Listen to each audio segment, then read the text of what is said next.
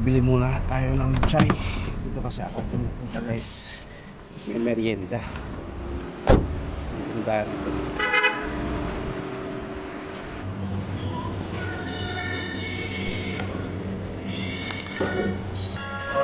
Chai.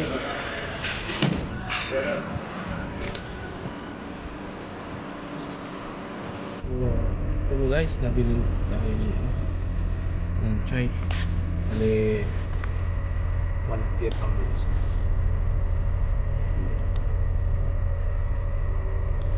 Masarap kasi yung chai dito. May lalagay nilang cinnamon, lasa, tapos gatas. May gusto dito, kape dito guys sa mga cafeteria. So ang gustong gusto ng mga lokal dito, tea with cinnamon, tapos may mga nilalagay pa nila yung parang herbs, kaya masarap. Sanay rin ako dito guys, inom ng tea tuwing umaga.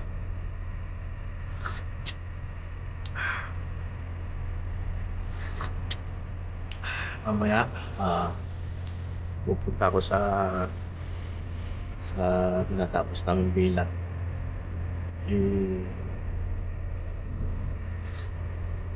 yung bitumen na pinipintura namin sa labas. Titignan ko kung lapit na matapos para makaupos na namin ang stone.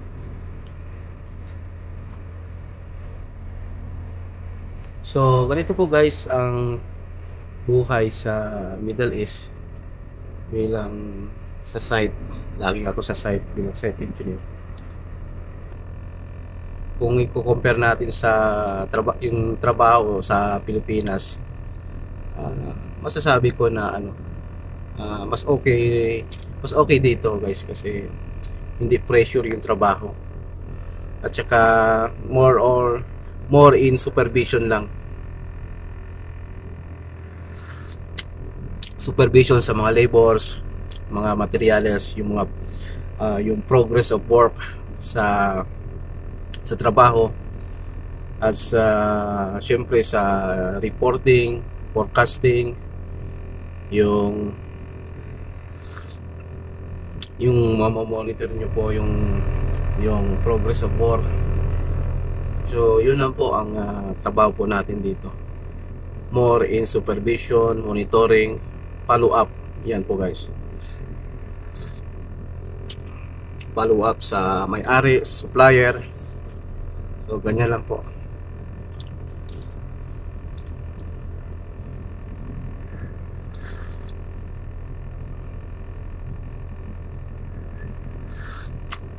Sarap ng tea dito nila. So tara po guys, ngayon ay biyahe tayo ulit punta sa isang bila.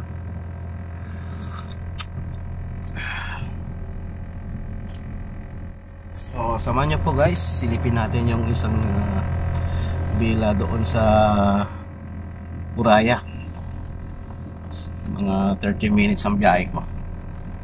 So dito maka-almusal muna ako ng kahit tea lang. Pwede na.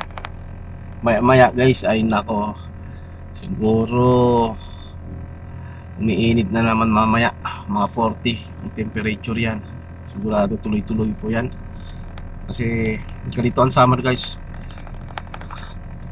Summer na talaga dito sa Middle East.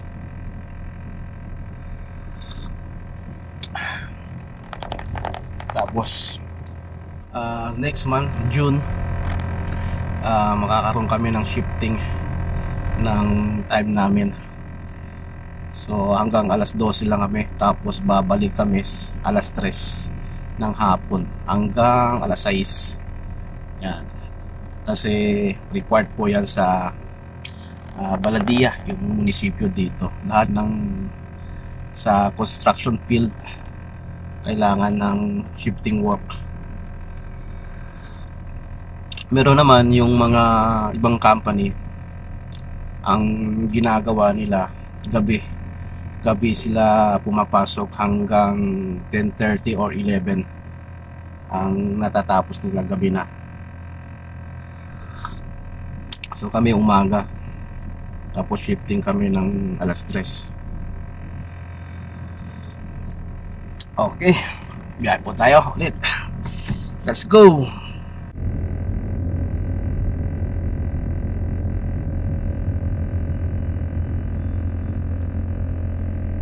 Dito muna ako guys, bababa muna ako, kukuha ako ng tubig. Maganda kasi dito kasi may libreng tubig.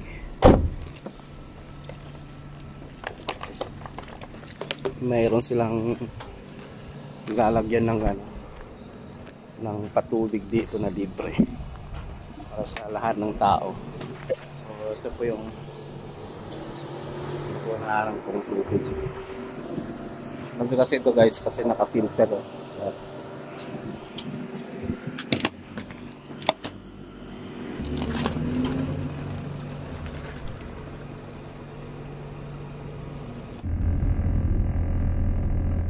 So dito muna tayo sa finishing work. Hindi lang po namin ngayon supervise ko yung ginagawa nila ngayon sa wall tiles sa bathroom. So trabaho ko.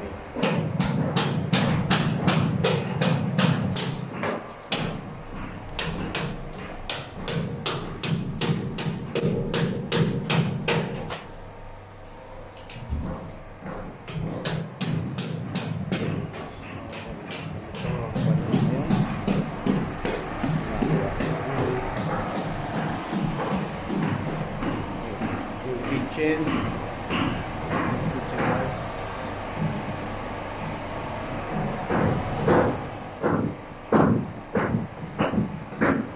nila dito 8 by 7 meter, ganun kalaki.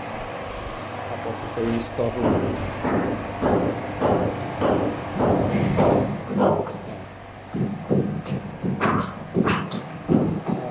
Tapos ngayon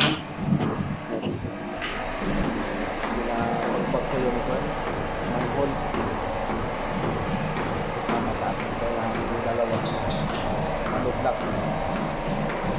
Tapos may step dito ang hangin. So ganito po guys ang trabaho natin, supervise. So ito magsisimula kami bukas yung floor. Ito guys, nilagay ko namin gypsum powder. Inover namin lahat ng ground floor kasi pakatapos namin dito magtrabaho yung ceiling work naman at saka sa dock. So kailangan namin maprotektahan yung tiles para hindi masira, magasgas. So yan lang po guys, no? Yan lang ang ginagawa natin, ang mga procedure, paano natin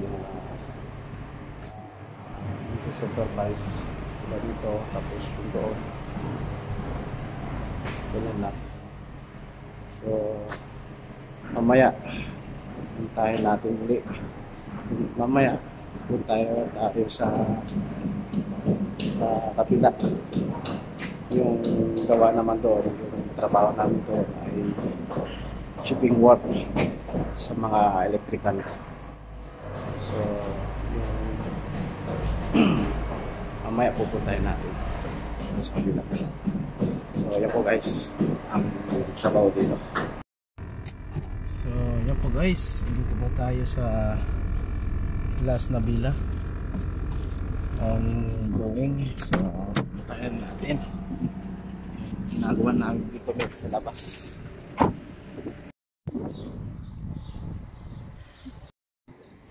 So ito naman po guys, bila. So ito naman bila guys ay for chipping work, ginagawa po namin sa loob.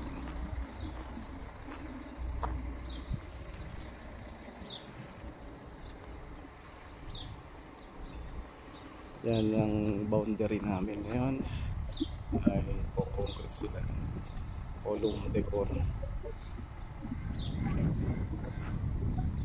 So pasok tayo sa loob, init sa labas. So ngayon tapos na sila sa ground floor, tapos na sila mag-chipping sa ground floor. Ito yung main TV namin.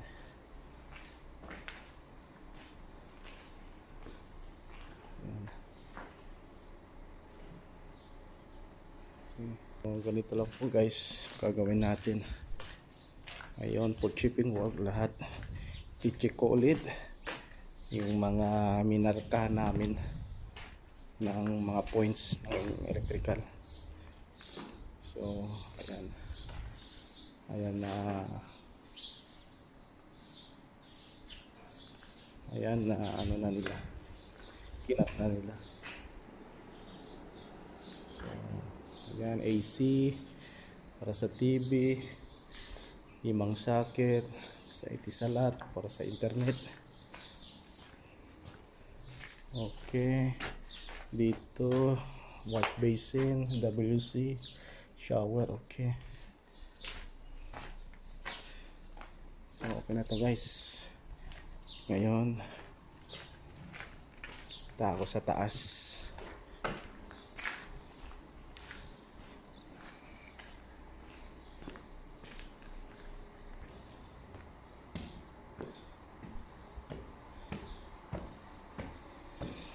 So dito okay na rin, dito sa may balcony.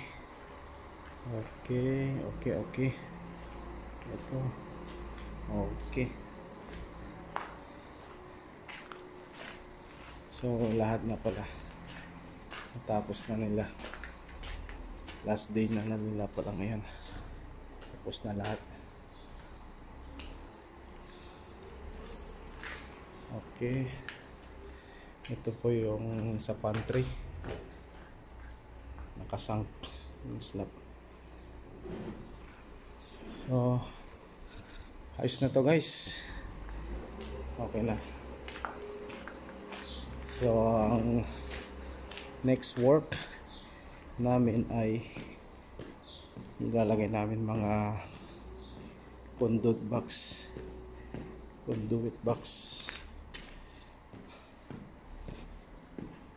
at yung mga pipe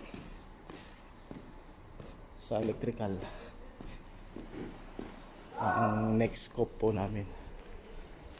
So okay, punta man tayo ulit sa kabilang bila, yung ginagawa namin bitumin ngayon sa labas. So hanggang dito po guys. Mainit, grabe, sobrang init ngayon sana nasama na talaga dito guys. Doon naman tayo sa kabila.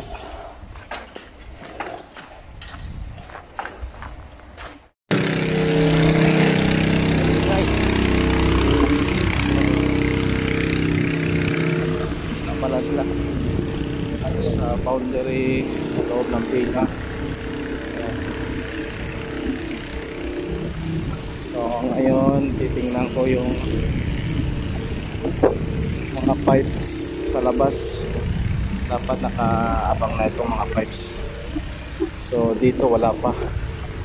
Ito dito sa PPR. So pagkatapos itong tatanggalin na scaffolding, lalagay sa kapila, tapos magsisimula ako yung PVC pipe para sa sanitary, sa mga toilet. Okay, so dito sa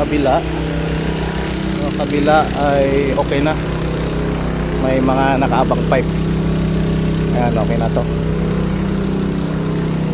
So ito po guys, yung mga stone, natural material to eh, galing either Syria or Jordan. Itong materialis na to, yan, stone po yan. So nandyan na ang materialis. Ito naman sa tiles sa lahat ng bathroom. Yan, so kahapon lang kami nag-start ng wall tiles. Maingay.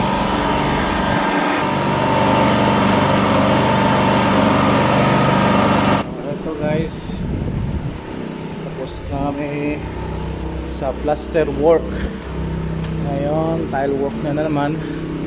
Ayan, nag-start na kami sa bathroom. Ito lang ang ballast po na kami sa taas. Ground floor, lahat finish. Tapos na kami sa ground floor. So dito, ito lang sa kabilang side. So ngayon, sila sa may kitchen. So dito po guys, ayan, nakikita ninyo, ganito ang lugar dito guys sa Middle East. Ayan, may mga bundok-bundok pa.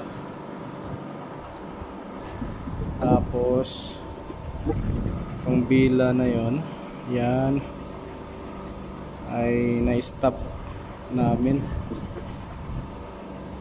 Ayan, wala pa kasi registration sa government. Kasi kapag okay na to sa registration sa government, sa Sheikh Zayed program, may makukuha yung may-ari ng siguro mga 500,000. Bigay lang yun guys ng government dito sa UAE. So ngayon under registration pa, on process. Tapos meron pa ako dyan sa isa, wala rin, ganun pa rin sa kabila. So ngayon, yan po guys ang lugar dito sa Middle East. Pag kayo'y mag-engineer, pag kayo mag-engineer dito sa Middle East, ganito ang pa natin. So yan po guys, natapos na natin umikot lahat ng bila. So ganun lang po guys ang trabaho natin. Mag-i-inspection po tayo, papaloob natin yung mga trabaho po nila. Dapat naka-scheduling tayo kung kailan matapos nila, kung ano naman yung susunod na trabaho na gagawin nila. So ganun lang po ang work natin. Okay, ngayon ang oras ngayon 2:30, maya maya uwi na rin ako. Tapos bukas na naman ulit ang gagawin natin, iikot na naman tayo ulit, monitoring naman yung progress of work nila. Ayan, tapos follow up materials kung may materials pa sa site. Okay, so yan lang po guys, maraming po salamat sa araw na ito.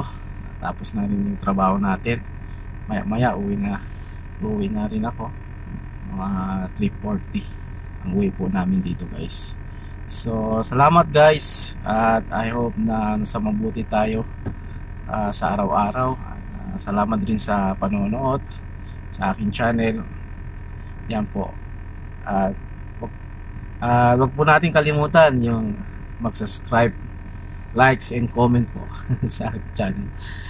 So yan po guys, maraming po salamat. God bless po. Salamat, bye bye.